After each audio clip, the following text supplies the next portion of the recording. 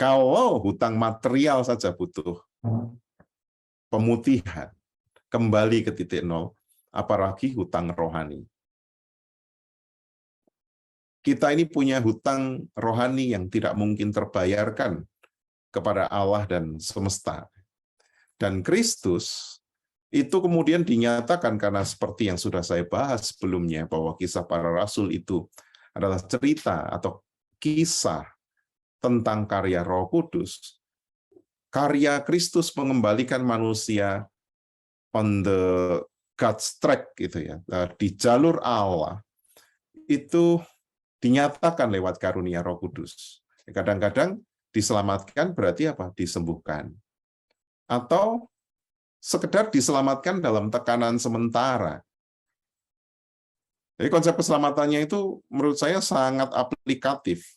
Bukan hanya keselamatan yang sifatnya seolah-olah rohani, berkait dengan kehidupan setelah kematian, tetapi keselamatan itu juga berkaitan dengan kehidupan kita di masa kini. Mari kita baca misalnya dalam Kisah Rasul 7 ayat 25. Jadi di sini diselamatkan dari penganiayaan. Konsep sesotai itu sangat sederhana, diselamatkan dari mara bahaya. Selanjutnya pasal 27 ayat 22. Kisah Rasul 27, 22 sampai 24 ya. Ya. Tetapi sekarang juga dalam kesukaran ini aku menasihatkan kamu supaya kamu tetap bertabah hati, sebab tidak seorang pun di antara kamu yang akan binasa kecuali kapal ini. Karena tadi malam seorang malaikat dari Allah, yaitu dari Allah yang aku sembah sebagai miliknya, berdiri di sisiku. Dan ia berkata, "Jangan takut, Paulus. Engkau harus menghadap Kaisar, dan sesungguhnya oleh karunia Allah, maka semua orang yang ada bersama-sama dengan engkau di kapal ini akan selamat karena engkau." Ayat 34, karena itu aku menasihati kamu supaya kamu makan dahulu. Hal itu perlu untuk keselamatanmu. Tidak seorang pun di antara kamu akan kehilangan sehelai pun dari rambut kepalanya. Ayat 44, dan supaya orang-orang lain menyusul dengan mempergunakan papan atau pecahan-pecahan kapal. Demikianlah mereka semua selamat naik ke darat. Ya, sederhana sekali ya keselamatan itu ya. Mengapa Paulus itu bicara tentang keselamatan terlepas dari mara bahaya, makan itu dibutuhkan supaya kita bisa bertahan dan selamat, lalu berpegang pada pecahan papan kapal itu supaya selamat. Karena sebetulnya keselamatan itu sudah dimulai pada saat ini. Dan dalam Alkitab bahasa Inggris seringkali menjadi kurang jelas ya, karena kata Yunani diselamatkan atau keselamatan kadang-kadang misalnya diterjemahkan dengan telah disembuhkan. Jadi keselamatan itu apa? Keselamatan itu adalah segala hal yang baik yang membuat manusia mengalami damai sejahtera. Maka kalau ada teologi bahwa kita diselamatkan sejak sekarang, itu bukan hanya status jaminan surgawi, bukan hanya itu. Konsep zoen aionion misalnya dalam Yohanes, itu juga tidak bicara tentang keselamatan dalam arti yang nanti dijanjikan surga yang baka. Tapi keselamatan itu dalam arti kehidupan kita mengalami kepenuhan, tidak berkekurangan. Ada rasa aman, ada rasa damai sejahtera. Gambaran Taman Eden sesungguhnya merupakan gambaran yang bisa menolong kita untuk membayangkan bahwa ketika manusia hidup di bumi sekalipun, karena Taman Eden itu kan letaknya di bumi ya, Alkitab menceritakan taman itu dibatasi oleh 4 sungai, Pison, Gihon, Tigris, Efrat. Seorang yang hidup di dalam Kristus itu telah memperoleh keselamatan. Kalau dalam kitab Wahyu misalnya, dalam perspektif Yohanes misalnya, bahwa keselamatan di langit baru dan bumi baru itu digambarkan apa? Tidak ada penderitaan, tidak ada perkabungan, tidak ada ratap tangis, ya, tidak ada sakit penyakit. Karena apa? Karena manusia tinggal bersama dengan Allah, dan Allah tinggal bersama dengan umatnya. Nah, Allah yang hadir, Allah yang tidak absen di dalam kehidupan, yang diimani hadir dalam sosok Kristus, itu membuat orang punya pengharapan. Mungkin ada yang bertanya begini, Pak, lah kalau saya diselamatkan, mengapa saya bisa susah? Hidup saya ini susah kok, enggak berhenti-berhenti. Sakit yang satu sembuh, diikuti sakit yang lain. Sakit saya sembuh, ganti keluarga saya sakit. Pekerjaan sudah bekerja dengan jujur, masih saja kurang sukses, ditipu, yang nipu malah lebih sejahtera. Kita mungkin selalu bertanya tentang itu, sehingga nggak berani berpikir bahwa keselamatan itu ya berarti ya kehidupan.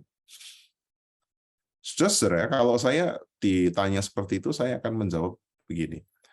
Manusia itu akan sadar bahwa dia diselamatkan kalau dia pernah berada di dalam kondisi tidak selamat. Ya, bahwa kehidupan itu adalah sebuah panggung bagi kemuliaan Allah.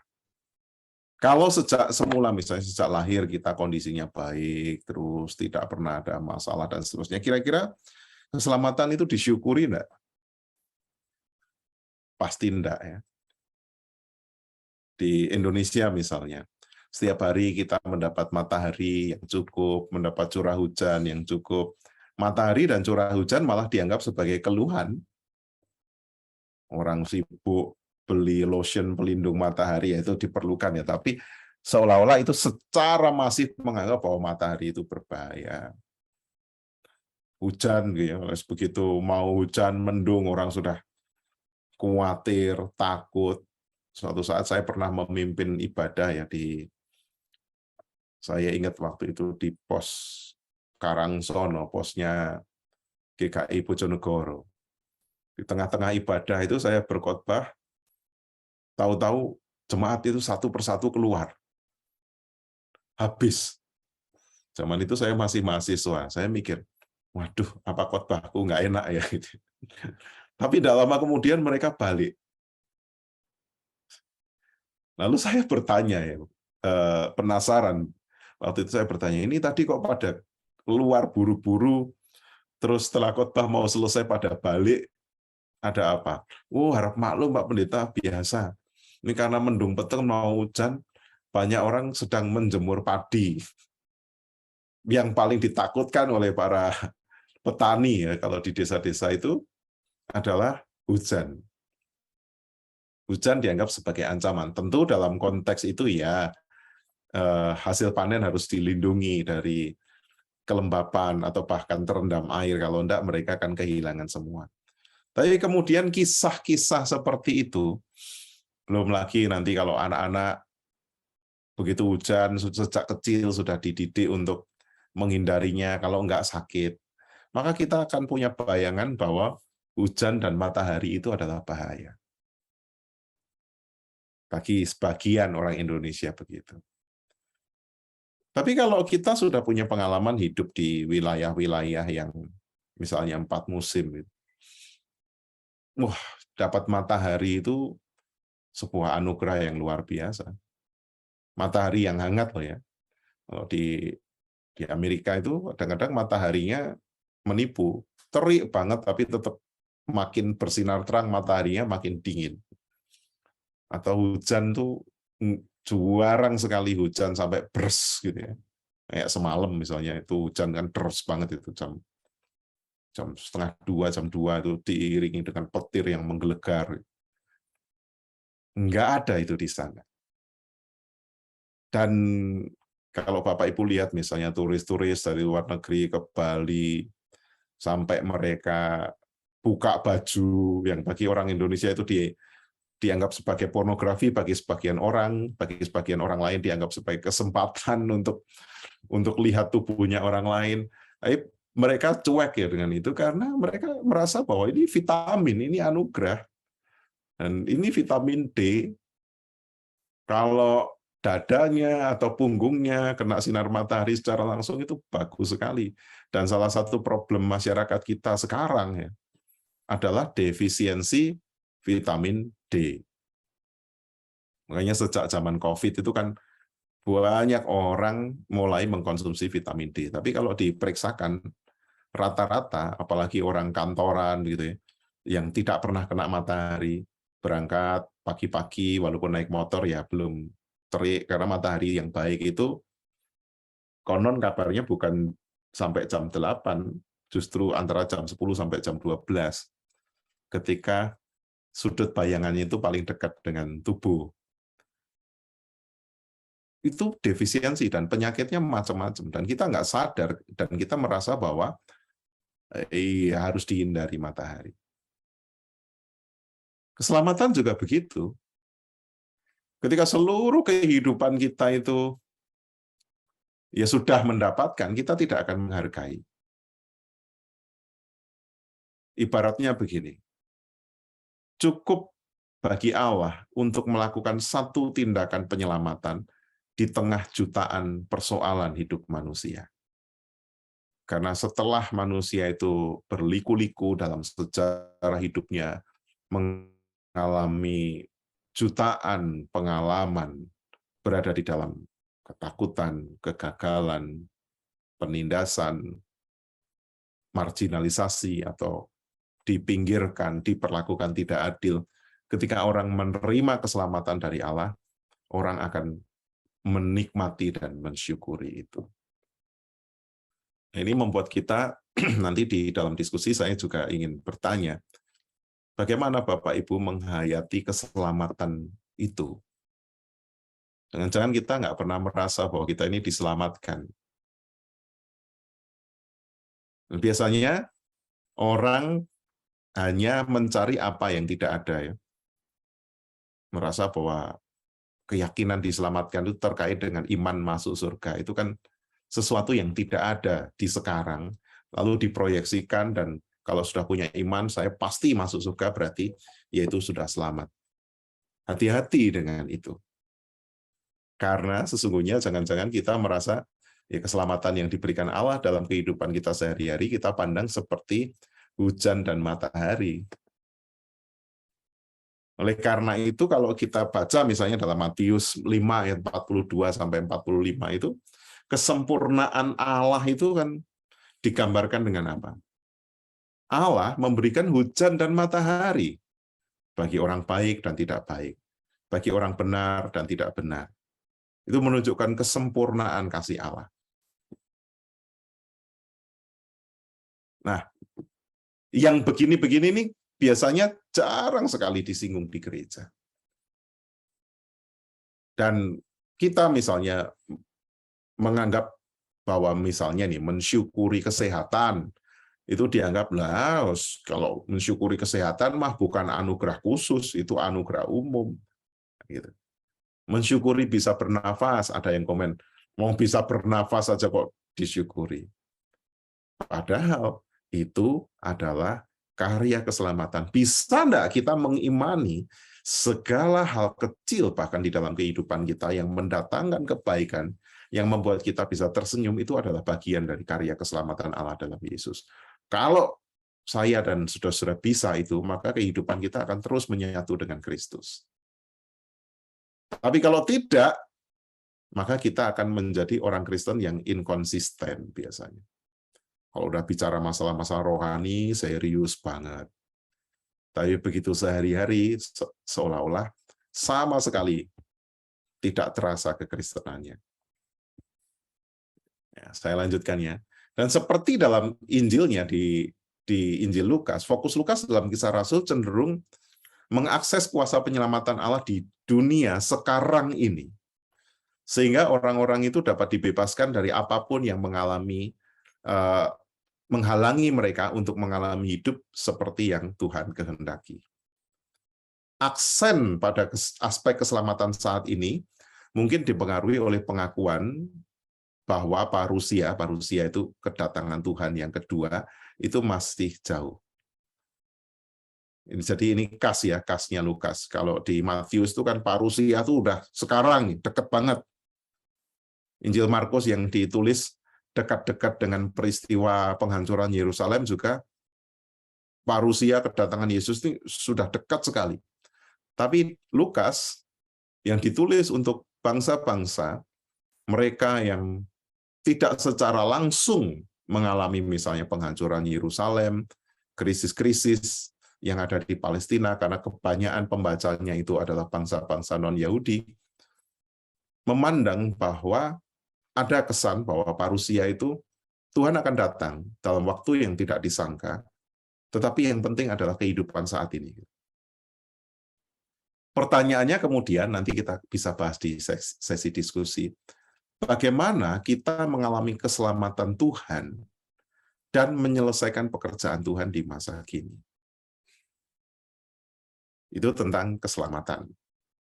Jadi kata kuncinya, Yesus Kristus, Juru Selamat, berdaulat, anugerah, dan keselamatan itu dikaruniakan bahkan melalui hal-hal yang konkret, sederhana, sehari-hari, agar manusia itu bisa hidup seturut dengan kehendak Tuhan. Dan puncak keselamatan itu adalah kehidupan yang kekal. Kekal bukan dalam arti kuantitas, hidup yang tidak bisa berakhir, umurnya dawa, itu abadi. Bukan hanya itu, tapi kekal dalam arti kualitas. Nah, selanjutnya adalah tentang manifestasi Roh Kudus. Kalau bicara tentang manifestasi, berarti berurusan dengan manifestasi karismatis dari Roh. Kitab para Rasul itu berbicara lebih banyak tentang Roh Kudus daripada kitab lain yang manapun di dalam Alkitab. Mulai Perjanjian Baru ya, Matius, Markus, Lukas, Yohanes, sampai Wahyu, itu yang paling banyak bicara tentang karya Roh Kudus adalah Kisah para Rasul. Tapi agak mengejutkan, walaupun berulang-ulang sekitar 70 referensi menunjuk tentang karya Roh, di dalam Kisah para Rasul begitu sedikit perhatian yang diberikan terhadap pengaruh pengaruh Roh dalam kehidupan orang-orang itu secara langsung. Itu bukan tenang, tetapi tentang pengaruh tentang Roh dalam kehidupan orang-orang secara langsung. Hampir tidak ada tentang peran Roh yang menghasilkan iman atau dalam mempengaruhi penyucian batin orang percaya. Itu kan doktrin kita tentang Roh Kudus kan begitu kan ya. Kita tuh tahu kebaikan, kita tuh bisa beriman, itu adalah pekerjaan Roh kan begitu. Dan agak berbeda dengan teologinya Paulus. Roh itu membasuh, Roh itu memeteraikan, Roh itu berbuah, Roh itu mengikat. Jadi manifestasi Rohnya itu bukan manifestasi-manifestasi yang sifatnya internal. Tetapi Roh di sini penekanannya adalah pada kekuatan dan manifestasi yang sifatnya eksternal. Nah, menarik ini. Biasanya kalau orang GKI kan paling senang memberi tekanan pada manifestasi internal ya. Mau kita beriman tuh Roh Kudus. Kita berpengharapan tuh Roh Kudus. Lah Kisah para Rasul itu menarik.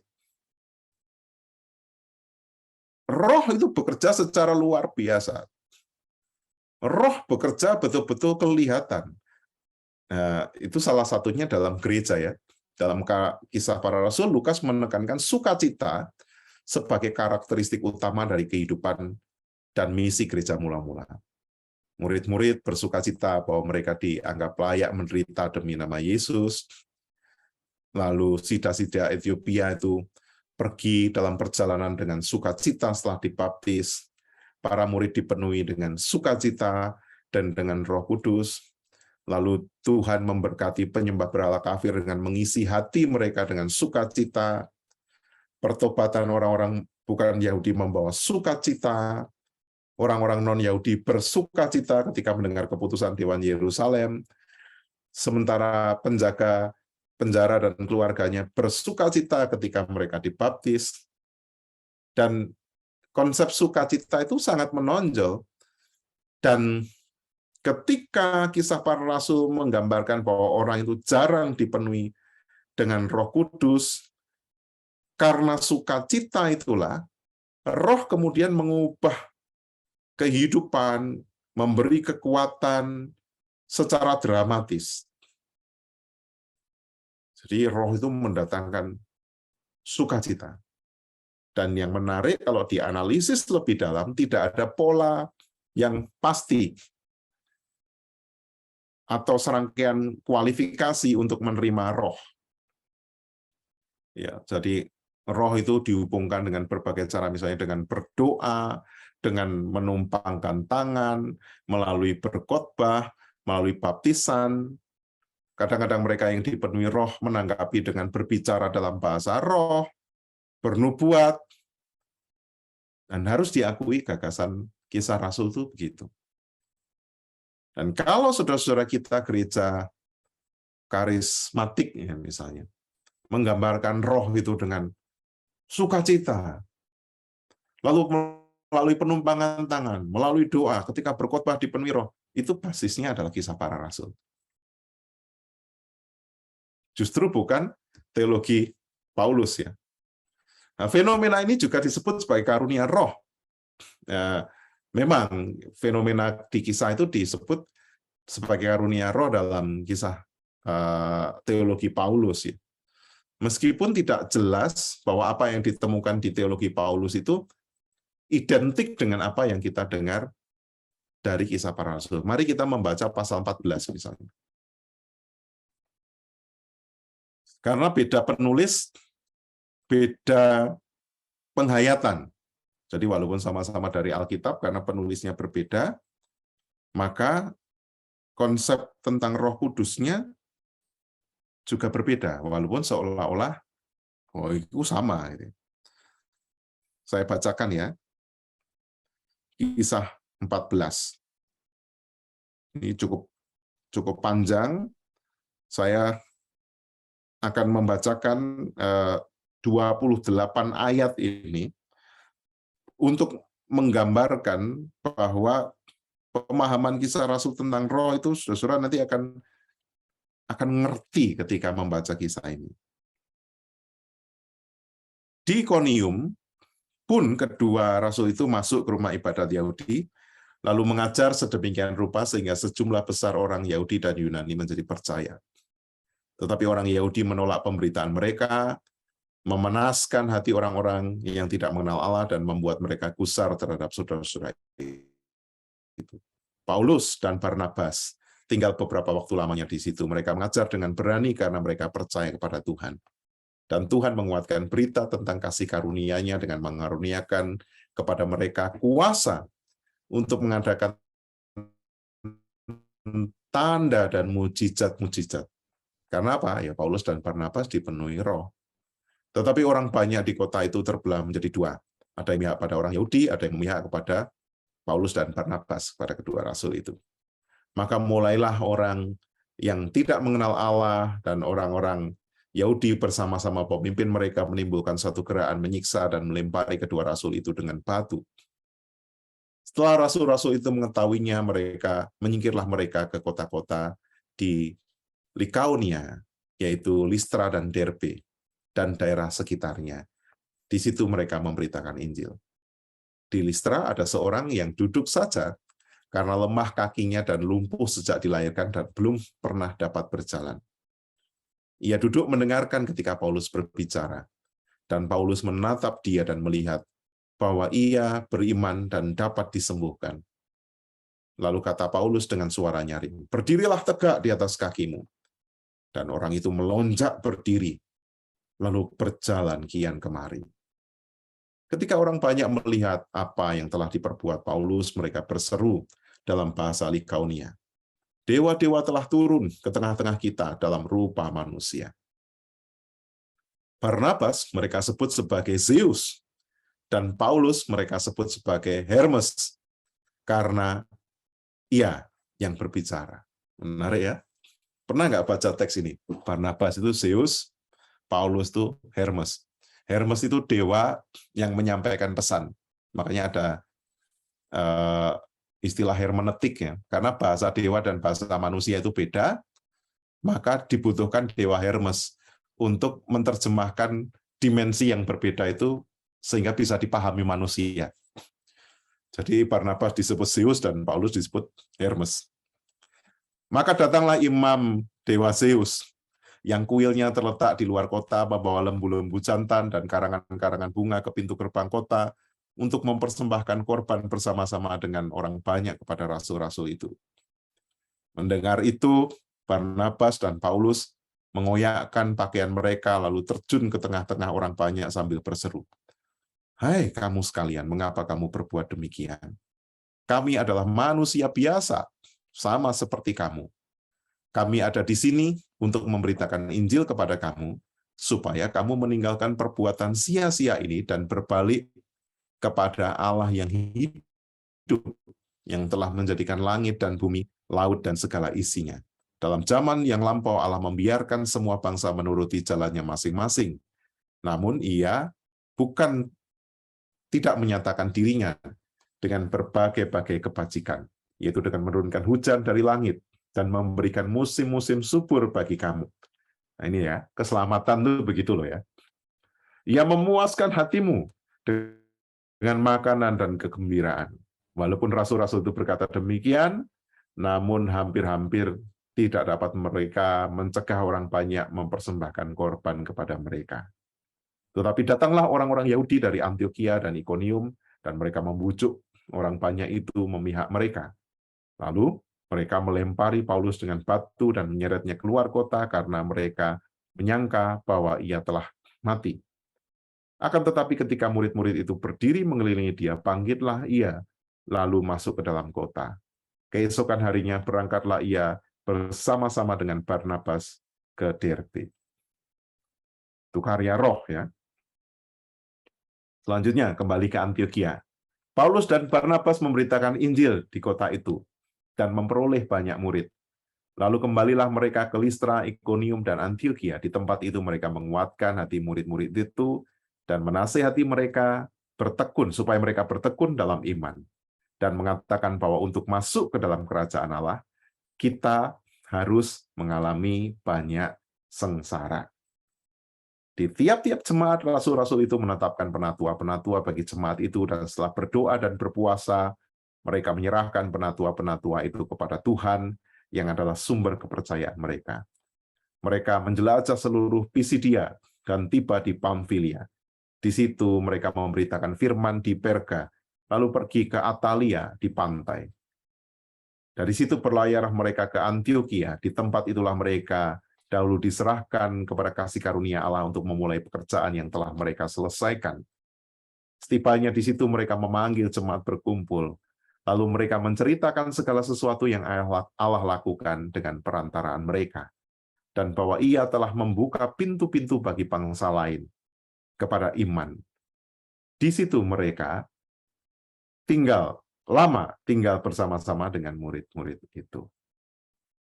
Jadi karya Roh Kudus yang diceritakan oleh Paulus bukan hanya yang sifatnya personal, tapi yang fenomenal. Ya. Ini agak berbeda dengan Korintus, karena yang di Korintus itu fenomenal tapi untuk kepentingan personal, ya kan? Kalau ini fenomenal untuk kepentingan pemberitaan kerajaan Allah, untuk kepentingan gereja. Nah, kisah para rasul juga menekankan pelaksanaan tanda dan mujizat.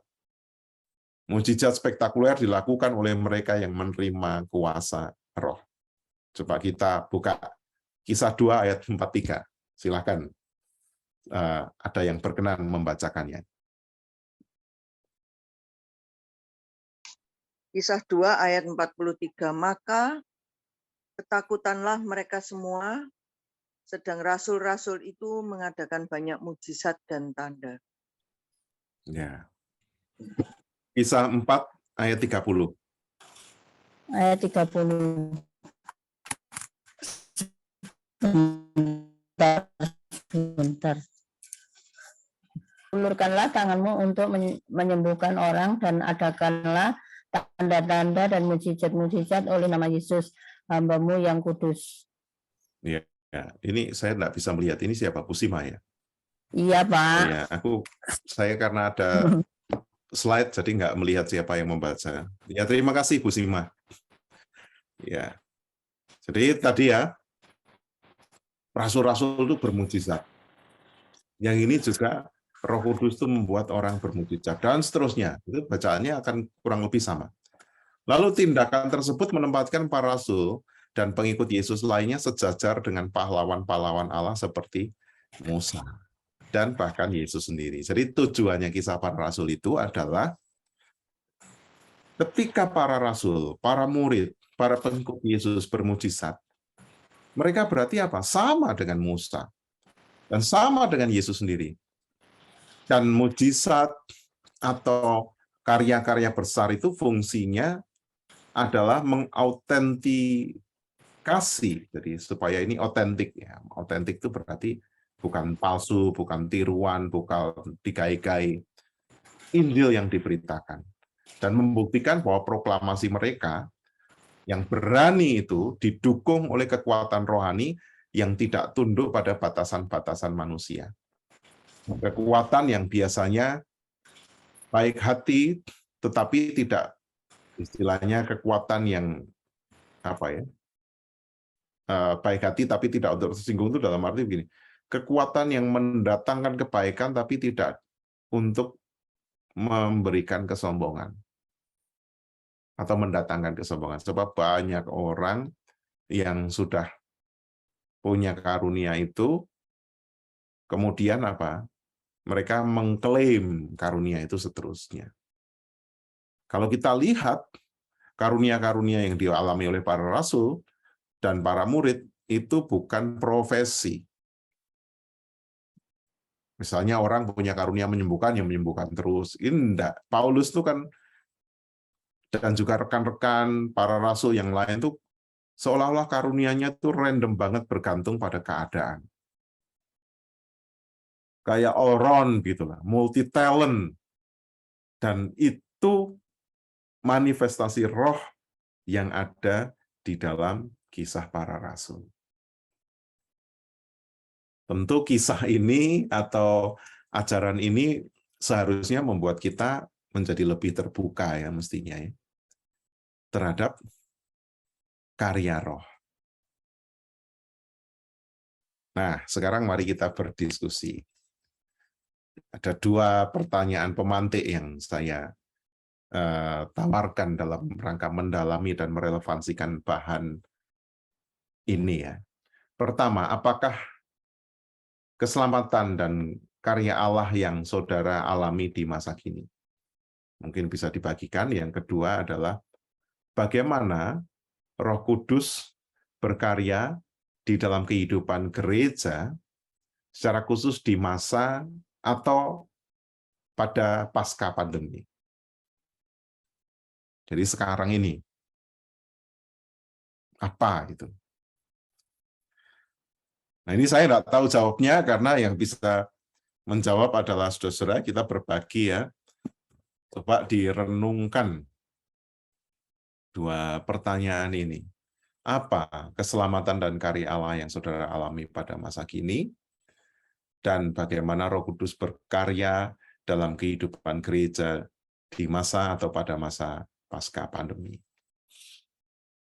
Karena kan pada masa pandemi misalnya gereja-gereja idle ya, kayak tidur, kegiatannya cuma ibadah tok, yang disebut pelayanan itu berarti syuting liturgi, lalu gereja-gereja seperti bersaing bagus-bagusan konten YouTube. Lalu setelah setelah pandemi, banyak gereja yang belum pulih. Nah, itu kira-kira Roh Kudus berkaryanya bagaimana menurut refleksi saudara-saudara? Saya kira tidak harus terjawab malam ini, tapi yang penting kita diskusikan. Artinya jawaban tuntasnya tentu ini adalah sebuah pertanyaan eksistensial ya.